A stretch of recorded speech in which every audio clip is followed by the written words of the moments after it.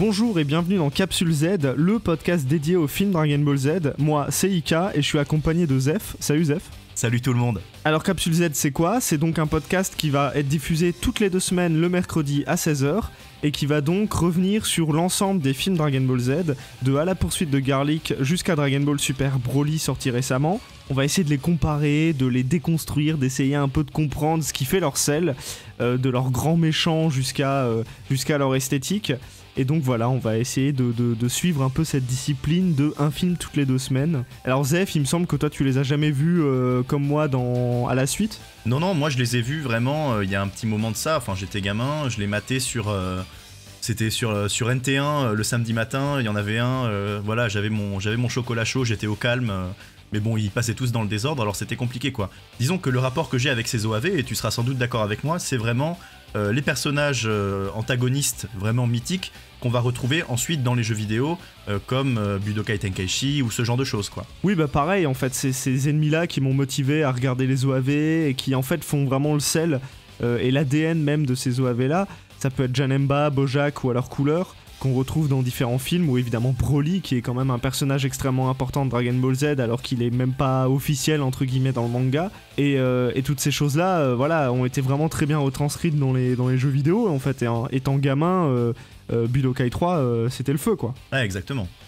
Alors qu'est-ce qu'un OAV, à vrai dire? C'est un espèce d'épisode hors série, on va dire. En général, c'est le statut qu'on donne aux animés qui sont sortis en direct to VHS ou direct to DVD. Sauf que ce qu'il ne faut pas oublier, c'est que ces films-là qui sortaient chez nous sous le manteau directement en cassette, et ben en fait ils sortaient au cinéma au Japon. Et c'est un statut qui est assez intéressant puisque en fait dans le cadre du Toei Anime Fair, qui était un événement ciné qui était produit par la Toei aux vacances de printemps et d'été, chaque film sortait. C'était l'occasion de créer un peu de divertissement pour les gamins qui étaient en vacances et aussi en fait de fidéliser une clientèle au fur et à mesure des années. Fidélisation qui n'a pas forcément bien marché puisque le festival s'est arrêté au bout de quelques années. Mais malgré l'arrêt du festival, on a eu droit à pas mal d'épisodes plutôt savoureux dont on va vous parler dans cette émission. Et précisément donc le 15 juillet 1989, en fait, à la première Toei Anime Fair dédiée à Dragon Ball Z, eh bien sort le film À la poursuite de Garlic. Donc en fait on est vraiment au tout début de l'arc Dragon Ball Z. En fait Dragon Ball vient de se terminer et en fait les animés Dragon Ball Z viennent de prendre la relève de Dragon Ball. C'était assez fluide en fait, j'ai appris ça récemment là, qu'en fait il n'y a pas eu de coupure dans la diffusion des animés, c'était vraiment ultra fluide, c'était juste genre on rajoute un Z à la fin quoi. Et du coup voilà, il y a ce premier film qui sort qui dure à peu près 40 minutes.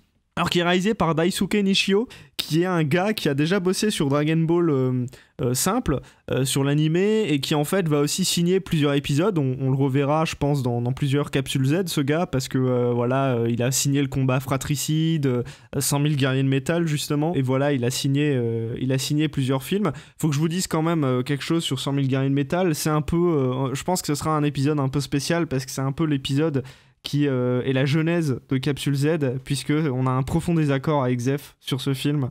Pour moi, ouais, c'est un film qui est sans doute extrêmement médiocre, mais dans mon imaginaire, c'est quelque chose qui est absolument culte. Bon, moi je pense que c'est claqué au sol, mais je pense qu'on verra ça sur le moment même. Donc À la poursuite de Garlic, donc qui est le premier film. Oui, alors on dira OAV, film indistinctement, hein, vous allez vous en sortir. Alors déjà, l'OAV en fait rebat un peu les cartes de Dragon Ball Z. C'est un épisode assez particulier puisque voilà, on va en discuter, mais il propose une autre vision du début de Dragon Ball Z en quelque sorte, puisque par exemple Gohan, après l'épisode Raditz, Goku est encore vivant, on sait pas trop où ça se passe, est-ce que Goku est censé être mort, mais alors comment ça se fait que Gohan connaît Krillin? Voilà, on reviendra sur tous ces aspects-là, mais voilà, déjà ça met un peu la première pierre à l'édifice OAV, c'est-à-dire que les films sont pas canons, voilà, ils s'intègrent pas dans une timeline. On reviendra de toute manière dans Capsule Z un peu sur toutes ces problématiques-là, un peu avec un regard de fan et puis un regard de on s'en bat les couilles. Mais voilà, c'est un peu l'idée de cette OAV-là. C'est un pas de côté lors d'une convention d'animé, quoi. Ouais, bah clairement, l'épisode est pas canon. Je pense que tu seras d'accord avec moi, mais vraiment, ces questions d'incohérence de canon et de trous dans le scénario, c'est vraiment pas ce qui fait le sel de ce genre de production visuelle, quoi. Ouais, ça crée du folklore autonome en fait. C'est vraiment c'est une petite pépite que tu te mets de côté. C'est un pas de côté, en fait, je trouve. C'est vraiment... voilà, on a la timeline à cet état de fait, et on stoppe les choses et on fait un pas de côté pour raconter une autre histoire. Et donc voilà, alors j'en veux pour preuve le générique du film, en fait, qui est totalement sans spoil, parce qu'en fait c'est donc le générique habituel de Dragon Ball, mais il n'y a aucune mention des Saiyajin, et il n'y a aucune mention de Vegeta et Nappa notamment, qu'on voit un peu rapidement, et peut-être pour un peu rappeler les faits, je propose, Zef, que tu nous fasses un petit résumé du film pour un peu comprendre tous les enjeux.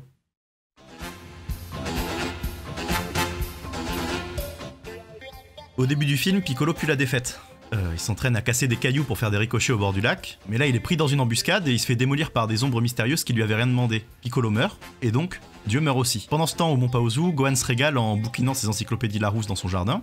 Il fait beau et c'est plutôt la classe. Mais pendant qu'il est en train de chiller avec sa daronne et son grand-père, ils se font aggro par les types mystérieux.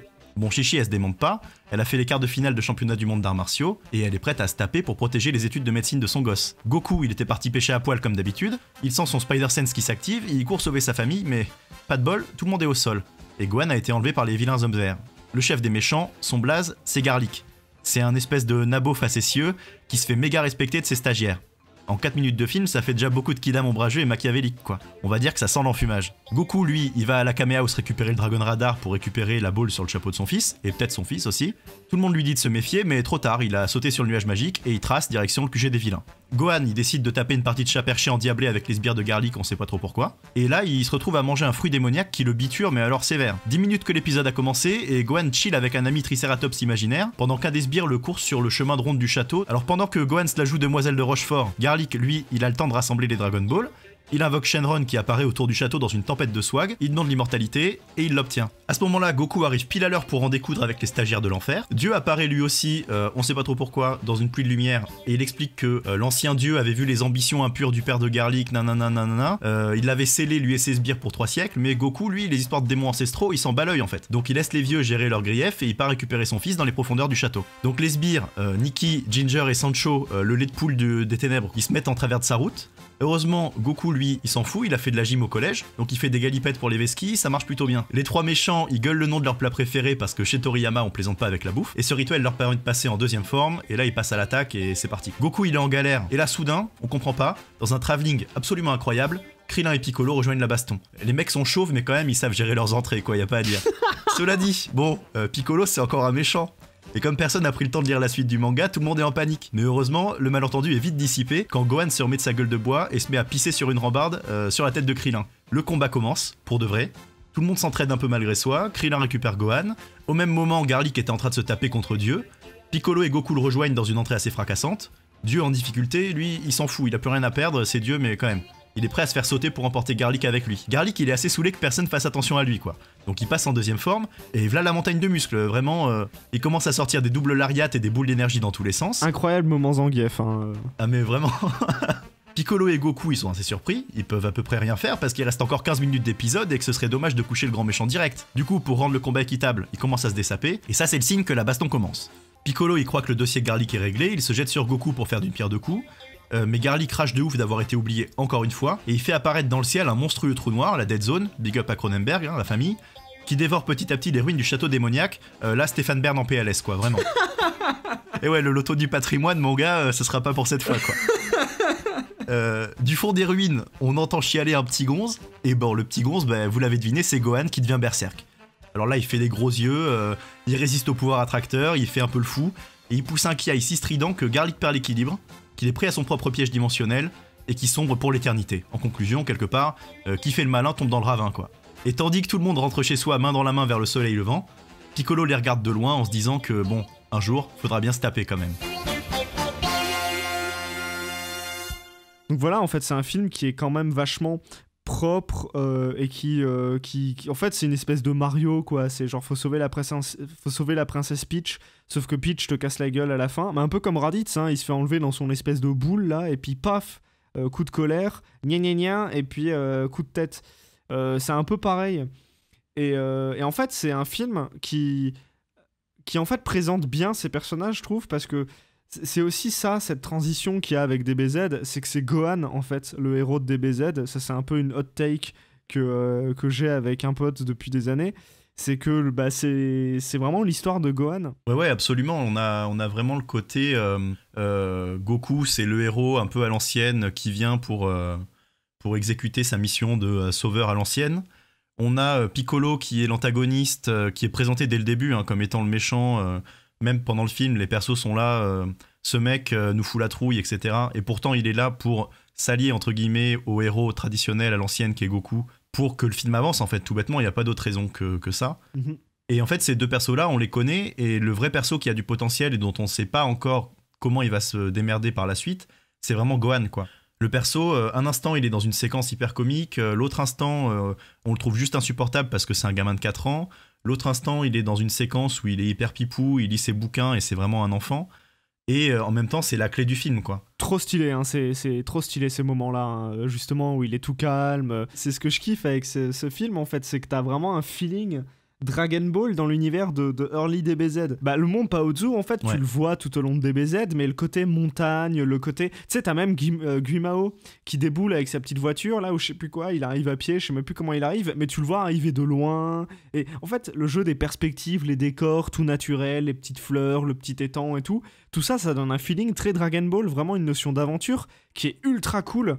Et en fait, Gohan, c'est vraiment le nouveau Kid Goku. Et c'est ultra kiffant.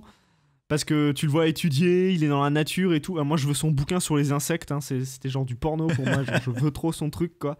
Toute la première moitié du film, en fait, c'est vraiment Dragon Ball. Ouais, t'as raison. Il y a vraiment ce côté très pastel dans les décors, les personnages très innocents, les méchants qui ressemblent un peu aux démons pondus par le roi Piccolo. Donc, on se dit, qu'est-ce que c'est que cette histoire encore les persos un peu mi-dragon, mi-démon. Ouais, tambour, cymbales et tout, là.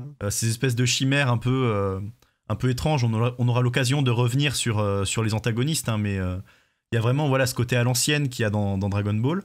Et plus on avance dans le film, plus on progresse vers des teintes plus chaudes, mais aussi plus violentes, plus agressives au regard. En fait, il y a vraiment une transition de Dragon Ball vers Dragon Ball Z tout au long de l'OAV, quoi. Ouais, à fond. Et puis, en fait, c'est ce cadre-là, donc avec Gohan, mais t'as aussi le cadre drame familial, en fait.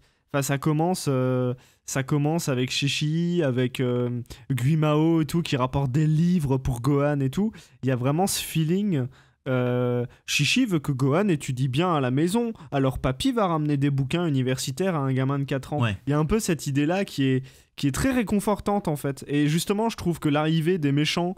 l'arrivée des méchants ou en fait qui s'infiltrent dans la maison, qui abattent Guimao dans une espèce de scène assez atroce.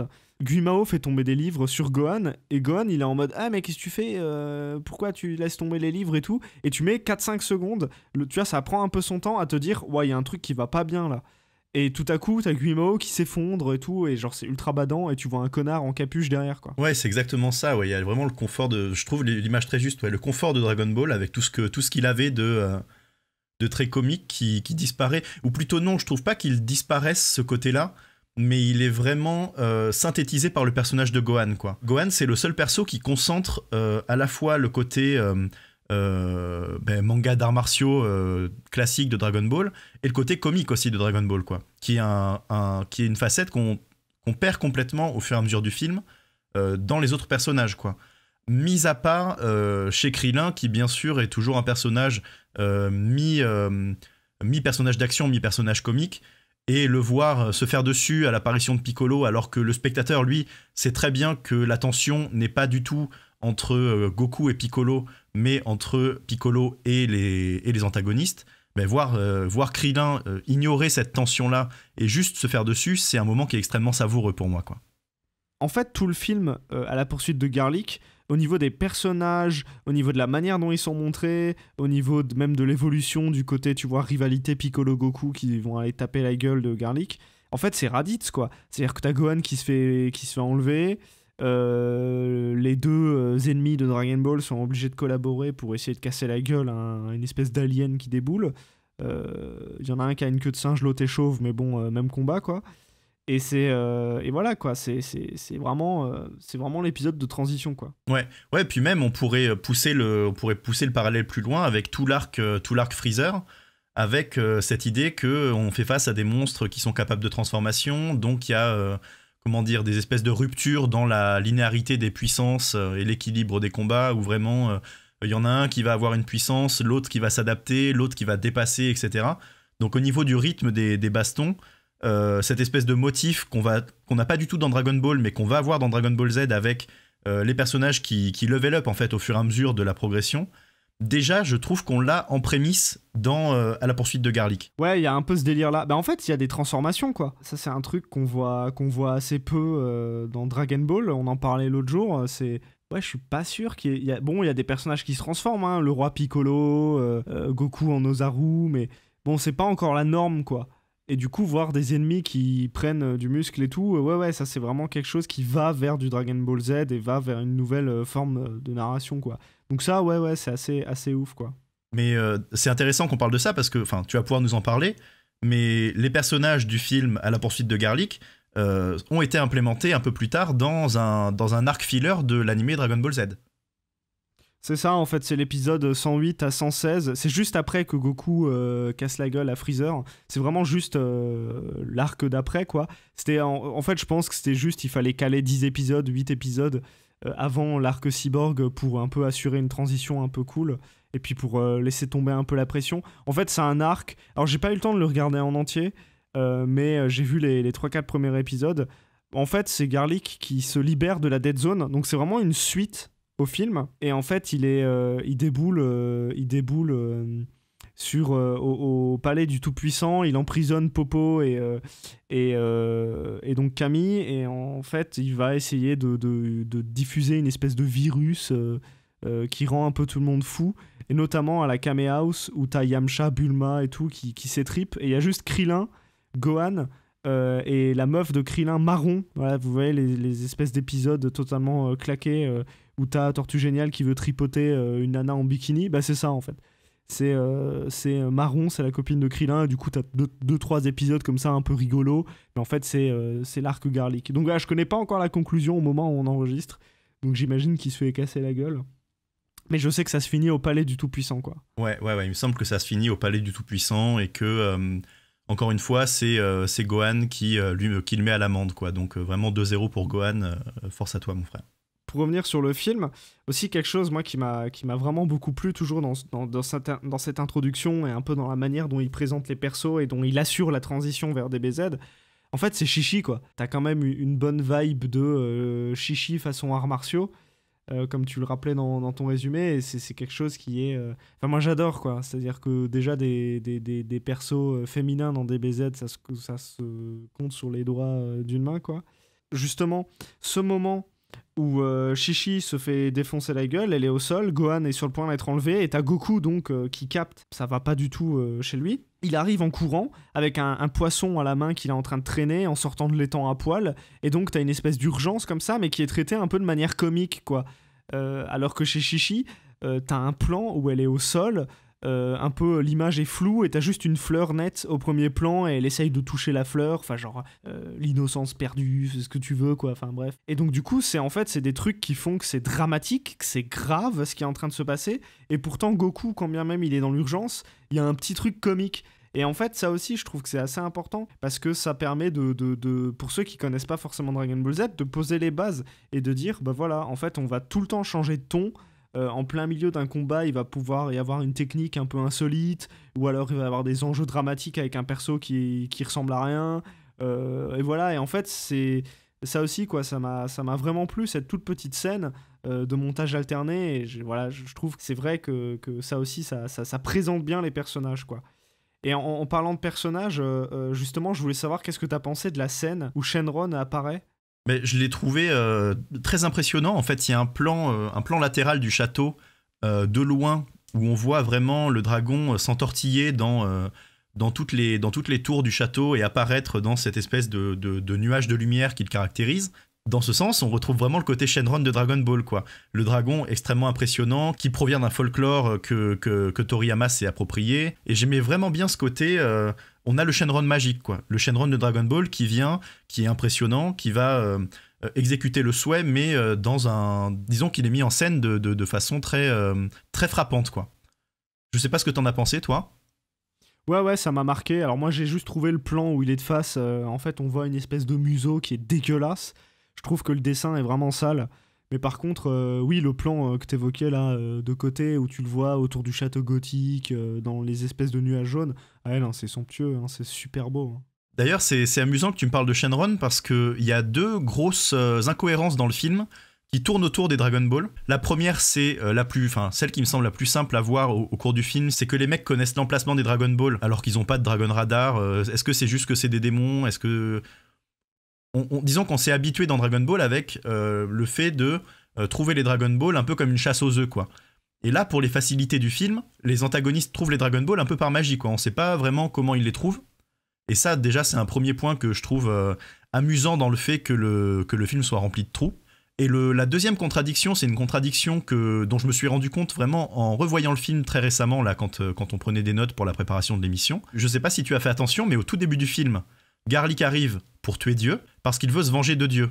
Mais ensuite, il veut récupérer les Dragon Ball pour avoir le vœu d'immortalité. Si il tue Dieu, les Dragon Ball disparaissent. Donc en fait, son plan est fumé depuis le début. Ah mais c'est en plus c'est vraiment pas clair. Hein. Au début, tu crois que Piccolo est mort. T'as les démons qui arrivent, ils lui cassent la gueule, et puis ensuite, paf, on passe à autre chose, et tu penses que Piccolo, son compte est réglé.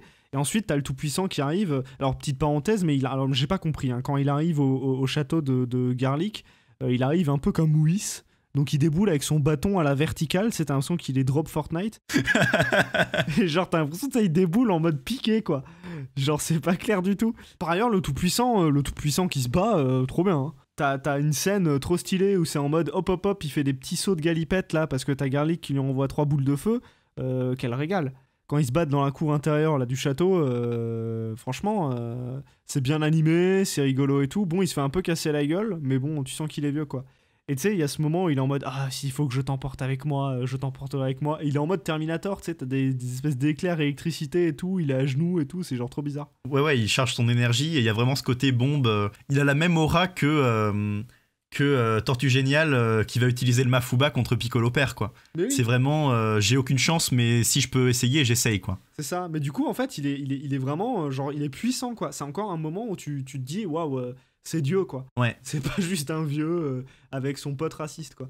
Et donc, parlons un peu du gros morceau du film. Moi, c'est un personnage que je connaissais vite fait de l'animé, donc, comme je le disais tout à l'heure, avec cette histoire de filler, que j'avais vu quand j'étais petit, mais c'est pour ça que j'ai des souvenirs très vagues. Et en fait, voilà, je comprenais pas trop qui c'était, pourquoi il avait deux formes, etc. Et alors, du coup, je l'ai redécouvert sur Tenkaichi 3, où en fait, c'est un petit nabo. Alors physiquement, bon, il est pas impressionnant. Hein, Ouais, c'est vraiment un pilaf... sous stéroïde, en fait. Pilaf sous stéroïde, ouais, c'est exactement ça. Ouais. Et c'est ça qui est marrant. Mais là aussi, tu vois, ça sur la transition avec Dragon Ball. Mais bon là, tout le film est tourné autour de ça. Mais c'est ça aussi qui est marrant, c'est qu'en fait, au tout début, tu vois des espèces de démons. Ensuite, tu retrouves les démons quand ils vont attaquer Goku et Shishi. Et ensuite... tu retrouves, tu te dis putain qui c'est qui les dirige et tout, il doit être ultra balèze, et là tu le vois dans son château, et putain il fait 1m30, il est chauve, il a des vieilles taches de vieillesse à l'arrière du crâne, il fait trop pitié quoi, et limite son trône est trop grand pour lui et tout, et en plus c'est Garlic Junior en fait, depuis tout à l'heure on dit Garlic, mais en vérité c'est Garlic Junior, donc c'est le fils de Garlic, qui est un mec, c'est Sasuke quoi, il a pris le somme de pas être l'élu ou je sais pas quoi, et il a juste pris la rage de pas être The Chosen One. Au début j'y croyais pas trop, je pensais que le film allait m'emmerder. Finalement je trouve que c'est un assez bon méchant, je trouve que c'est un bon antagoniste. Déjà il a une capuche, tu vois. Je trouve les antagonistes du film, que ce soit Garlic Junior ou ses sbires, je les trouve très complets, justement dans ce mélange que Toriyama fait souvent. Alors là pour le coup je suppose que Toriyama a pas géré ce personnage-là, et que c'est la Toei qui a demandé en sous-main à d'autres personnes de s'en occuper. Mais voilà, ce personnage, je trouve qu'il a vraiment l'esprit Toriyama dans le sens où il est simultanément assez effrayant, parce que quand même, quand il se transforme, il a vraiment ce côté menace qui est très forte. Et puis même, quand il est petit, on se dit, ah, peut-être qu'il a des pouvoirs magiques, peut-être que s'il arrive à tenir en respect des sbires aussi puissants, c'est que lui-même a un pouvoir qui est très, très, très, très violent, quoi. Et dans le même temps, il a vraiment cette espèce d'ambivalence très comique avec Lui comme ses sbires d'ailleurs, qui ont vraiment des comportements... Oui, ils sont cons. Toute la scène de chat perché entre Gohan et... Alors je sais plus lequel des trois c'est, mais voilà, un des trois sbires est hyper drôle.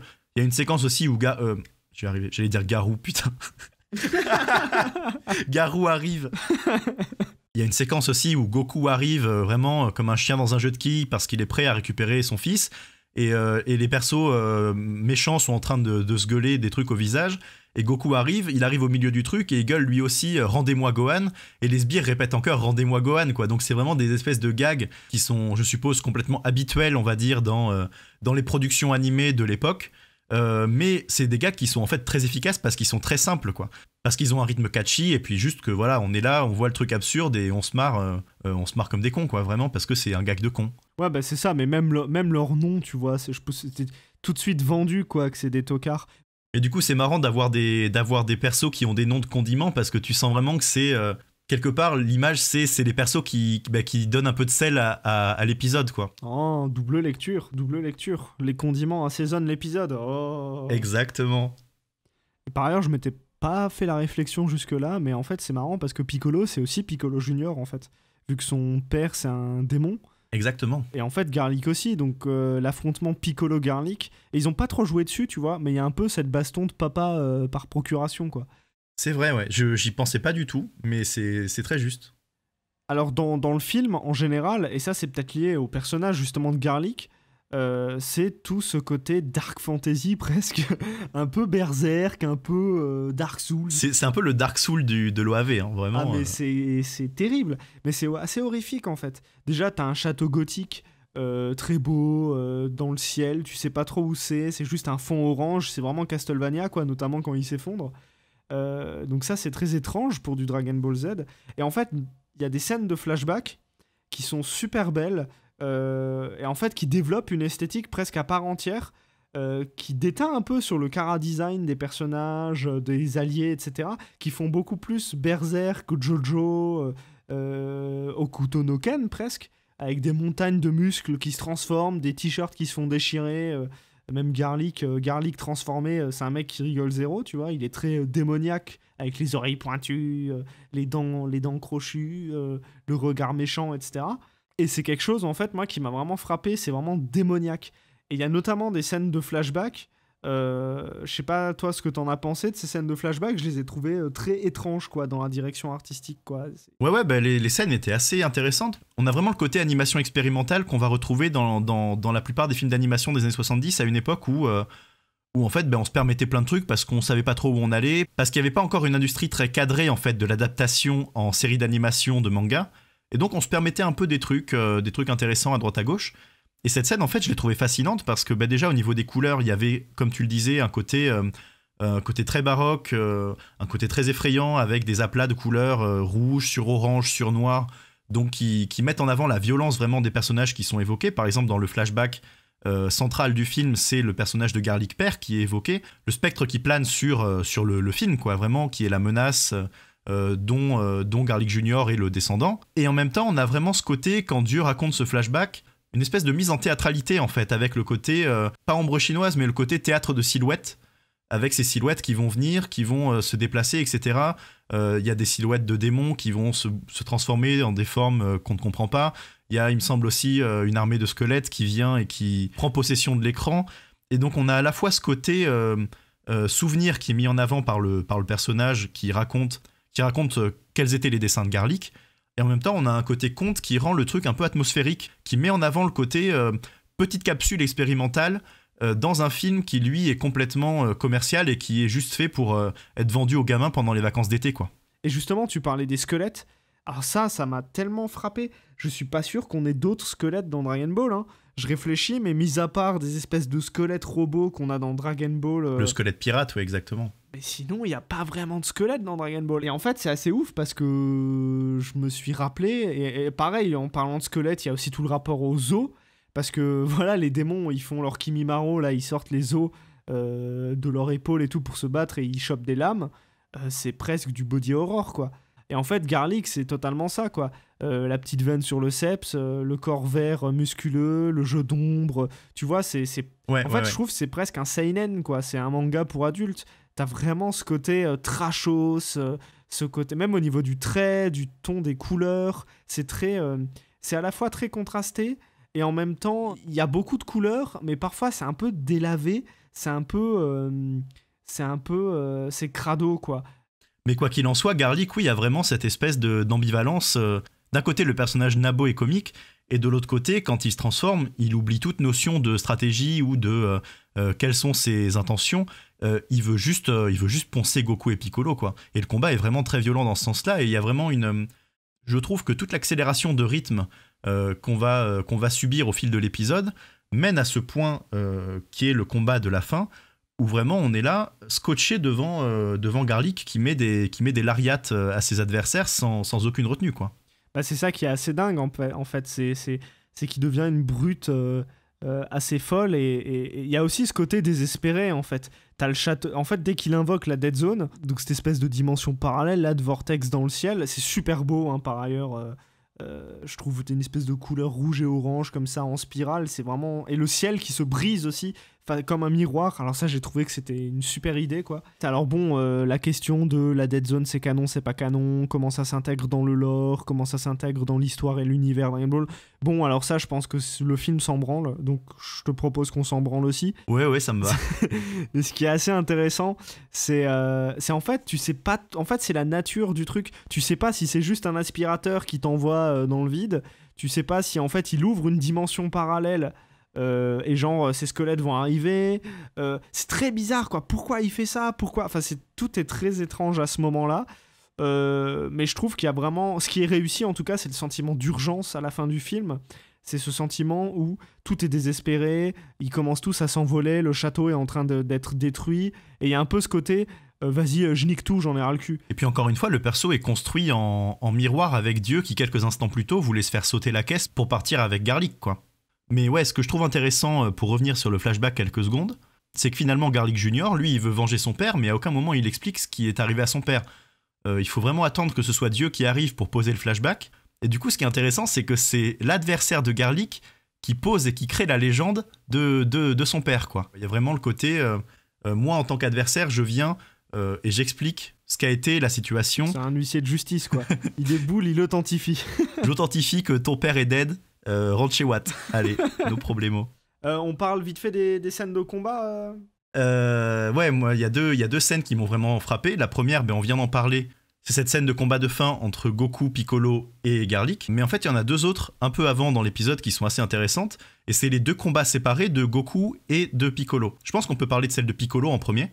Dans la première partie du film, on voyait Piccolo se faire rétamer en 3 contre 1. Et donc, on pouvait se dire que vraiment, les adversaires étaient très impressionnants.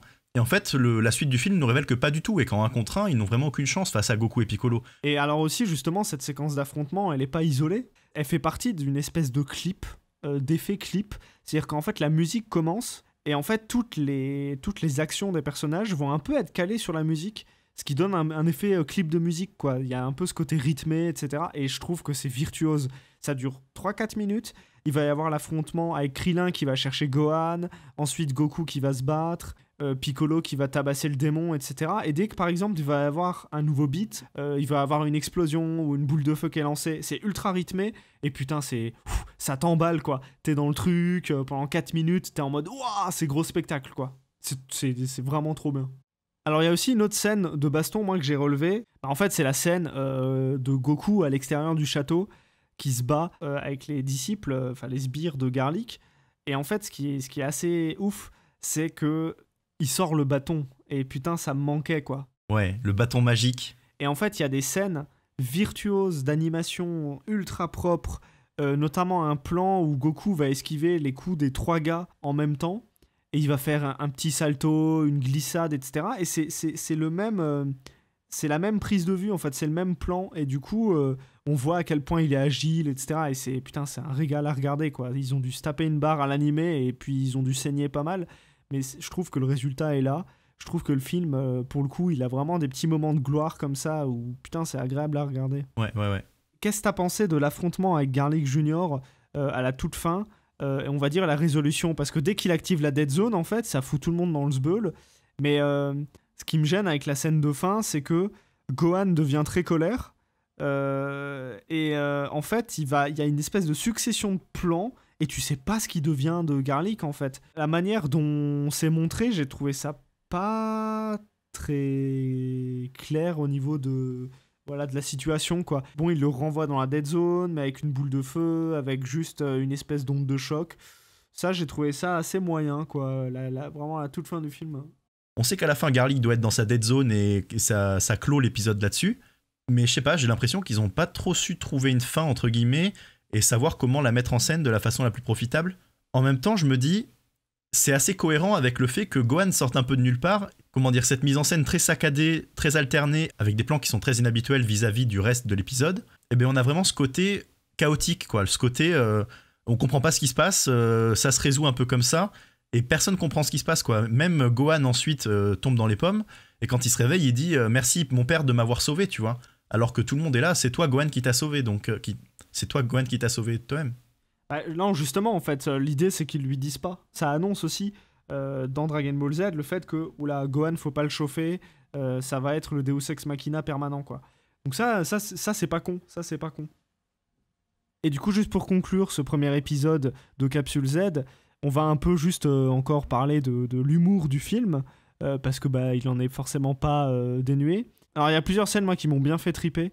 Je pense notamment à Krillin qui se prépare à se battre et tout à coup il y a un peu d'eau qui lui coule sur la tête et en levant la tête il en reçoit un peu dans la bouche et en fait la caméra remonte et en fait c'est Gohan qui pisse à moitié endormi. Bon, c'est potache, c'est grossier, mais j'ai trouvé ça tellement drôle.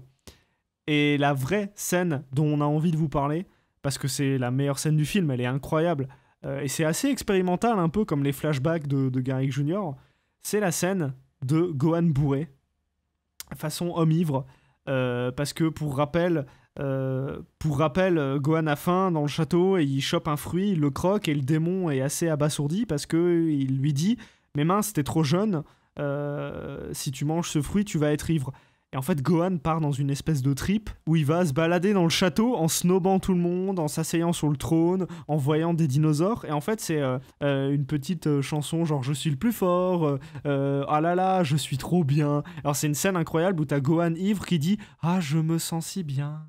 En fait, c'est une scène qui est hyper mignonne et surprenante, avec le côté très comique de, pendant toute la séquence, le démon qui le surveille, qui le chaperonne, qui va essayer de lui courir après sans succès. Et ce qui est cool, c'est que cette séquence de 3 minutes, c'est vraiment une respiration dans l'épisode. Et pour moi, c'est vraiment représentatif en fait de ce qu'est Dragon Ball, quoi. C'est vraiment une alternance de séquences d'urgence, de séquences de résolution de cette urgence avec des patates. Et au milieu, t'as les persos qui sont là, qui savent pas trop quoi faire quand il y a rien à résoudre, et juste qui se marrent, quoi.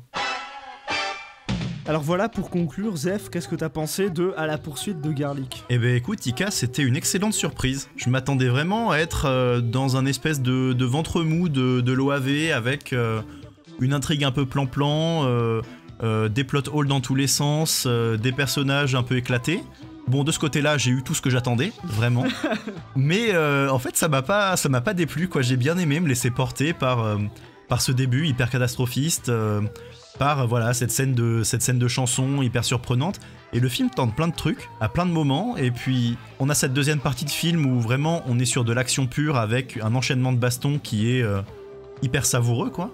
Et dans les faits, c'est intéressant d'avoir un personnage comme ça qui s'avère beaucoup plus riche que juste je suis un méchant démon, je viens pour gérer la Terre comme une PME, quoi. Qu'est-ce que t'en as pensé, toi ? Je rejoins un peu ton avis, j'ai trouvé ça vraiment fun, j'ai trouvé que c'était un peu tout compris, quoi. T'avais de l'humour, t'avais de la baston, c'était plutôt bien animé, il y a quelques plans moches, mais franchement tout est pardonné pour certains moments de fulgurance. J'ai bien aimé Garlic Jr., je trouve que c'est un antagoniste assez réussi. Moi j'avais vraiment que cette vision des jeux vidéo de Tenkaichi et tout, où là en fait il n'y a pas du tout ce côté grotesque et un peu cet univers qu'il a avec lui en fait, parce que tout seul c'est peut-être pas un méchant très intéressant, mais en fait c'est tout l'univers qu'il apporte avec lui qui vraiment pèse dans la balance. Voilà, j'ai trouvé les scènes avec Gohan absolument adorables.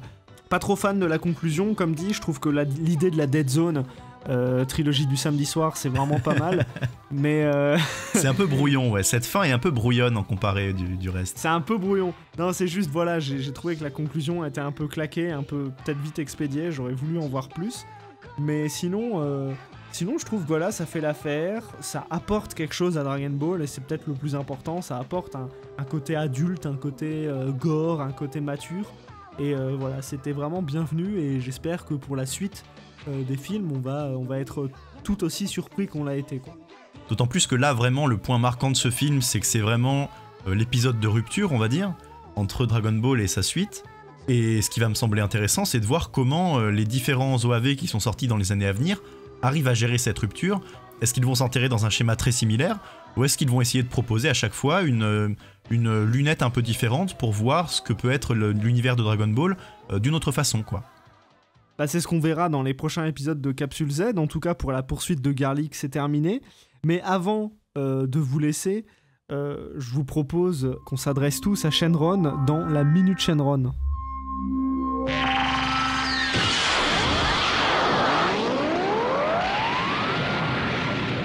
Alors la Minute Shenron, c'est quoi? C'est une petite chronique qu'on s'autorise à la fin de Capsule Z pour un peu ouvrir le débat et un peu la discussion, pour voilà, parler un peu de trucs qu'on aime dans DBZ sans que ce soit forcément rattaché au film, même si ça peut être un peu l'initiateur, le point de départ. Et du coup, pour cette première Minute Shenron, j'avais envie de revenir sur la question des genres et des registres dans Dragon Ball et ses suites. Déjà parce que, comme on l'a vu dans la poursuite de Garlic, il y a des squelettes Dark Souls et le style de dessin change pas mal, donc je me suis un peu interrogé, mais Dragon Ball Z, c'est quoi comme genre en fait? Ça appartient à quel genre, à quel sous-genre? Et justement, en revenant sur les plusieurs films Dragon Ball Z, on va forcément s'intéresser à leur appartenance à un genre plutôt qu'un autre et un peu à savoir où ils se positionnent. Alors, en parlant de catégories, quand on pense aux mangas ou aux animés, on parle plutôt de shonen, les mangas pour ados vénères qui veulent gueuler comme des putois dans la cour d'école, ou alors au shoujo, le traditionnel équivalent féminin à base de casier de lycée mal fermé et de touches pipi prudes. Genre, ah là là, j'écoute la discussion de ma voisine avec le casier mal fermé et personne me voit. Alors c'est clair que DBZ, c'est du shonen, hein. Du Neketsu plus précisément, hein, c'est la salle de l'esprit et du temps, c'est l'entraînement de Jiraiya, c'est une nouvelle épée mal dessinée qui se vendra à la Japan Expo dans Bleach. Mais voilà, c'est un peu tous ces trucs de puissance, de devenir plus fort. Donc ça, on pourrait dire que c'est un genre, mais pas vraiment en fait, parce que le shonen, le shoujo, le Neketsu, c'est le public visé en fait. Le shonen, le shoujo, c'est des adolescents, des adolescentes, les seinen, c'est les adultes, donc en fait, c'est juste, entre guillemets, à qui ça s'adresse. En fait, je vois rarement la question posée différemment. Est-ce que l'arc Namek, c'est pas du space opéra façon Star Wars? Alors j'ai un peu envie de parler de bouffe, parce que c'est ultra important dans Dragon Ball, et j'ai presque envie de dire que les genres se mélangent tellement dans DBZ, que DBZ, c'est omnivore. Ça bouffe de la science-fiction pompée sur Terminator avec l'arc des cyborgs, futur dystopique sans autrichien à poil cette fois-ci, et au dessert, ça bouffe aussi du côté des films hongkongais sauce Shaolin quand Goku et Krillin font les marioles avec Tortue Géniale. Alors je dis que c'est omnivore parce qu'il n'y a aucune distinction claire entre les genres. Tout est fluide et résumer DBZ à un seul genre semble vachement compliqué. Et pour l'exemple, toujours pour parler de bouffe, je dirais que Jojo Bizarre Adventure, c'est flexitarien. Ça mange pareil, mais ça te récite la recette du repas chaque jour à chaque nouveau chapitre pour te dire « Eh, t'as la ref ?» C'est genre... Non, moi je mange de la viande, hein, mais seulement 3 fois par jour, je suis flexitarien, tu vois. Alors voilà, je voulais simplement rappeler avec cette Minute Shenron ce mélange fécond et malin que fait DBZ tout le temps en changeant de registre, hein, on l'a vu à la poursuite de Garlic, qui passe du comique au tragique en passant par les genres habituels, et il y a même des récits de pirates dans DBZ, avec coffre au trésor et robots tueurs, enfin bref, DBZ ça défonce.